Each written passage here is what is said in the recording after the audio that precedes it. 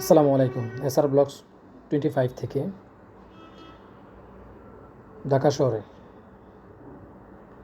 ছুটিচালা শহরে, নির্গুম শহরে বের হয়ে গেলাম সকালবেলা মোটরসাইকেল নিয়ে অফিসের উদ্দেশ্যে। ঢাকা শহরে আসলে একটা বাইক না হলে চলেই না। বাইক একটি গুরুত্বপূর্ণ যানবাহন এবং দ্রুততম যানবাহন। সঠিক গন্তব্যে সঠিক সময়ে পৌঁছানোর জন্য এটি অত্যন্ত কার্যকরী একটি যান। তবে এটার কিছু অনেক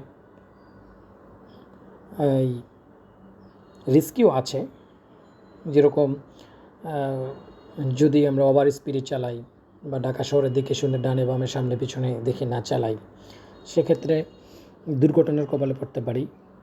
মোটরসাইকেল যত আরাম, এর ব্যবহার তত খারাপ। যদি এটা খারাপ ব্যবহার করে আমাদের সাথে, বুঝতেই পারছেন বাকিটা কী হতে পারে। আলহামদুলিল্লাহ এই পর্যন্ত আমার কখনোই কোনো প্রবলেম হয়নি, ইনশাল্লাহ পড়িনি। ভবিষ্যতে কী হয় জানি না, সব কিছুই আল্লাহ জানেন। তবে আলহামদুলিল্লাহ এই পর্যন্ত ভালোই।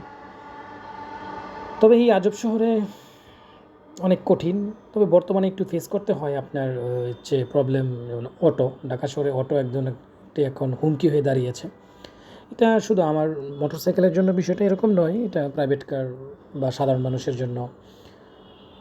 তবে আমি মনে করি যে বর্তমান অটোগুলো যতটা আমরা সুবিধা পাচ্ছি তার চেয়ে বেশি একটু অসুবিধাও ফেস করছে নগরবাসী। এখন আমরা যে জায়গাটা বা আমি যে জায়গাটা অতিক্রম করছি, এটা হচ্ছে মালিবাগ মৌচাক ফ্লাইওভারের উপরে একেবারে সেন্টার পয়েন্টটাতে এখন আছি। শান্তিনগর গিয়ে এটা ড্রপ করে আমি যাব হচ্ছে পল্টনার দিক। সেজন্য আমার একটু মনে হলো যে আপনাদের সাথে একটু শেয়ার করি কিছু ভিডিওস করে। অনেকগুলো ভিডিওস আমি করেছি, বাট তার মধ্যে এটি একটি। চেষ্টা করেছি ভিডিওস করে এবং সামান্য একটু ভয়েস দেওয়ার জন্য। যাই হোক, চেষ্টা চালিয়ে যাচ্ছি আপনাদের সাথে আমার চলাফেরা, videos, motor riding, travelling share করার জন্য, বা ইন ফিউচারে আমি আরও শেয়ার করব আপনাদের সাথে। এই হচ্ছে আমার জার্নি, সকালবেলা জার্নি। এবং এই যে দেখেন, কিছু পাই পড়লাম।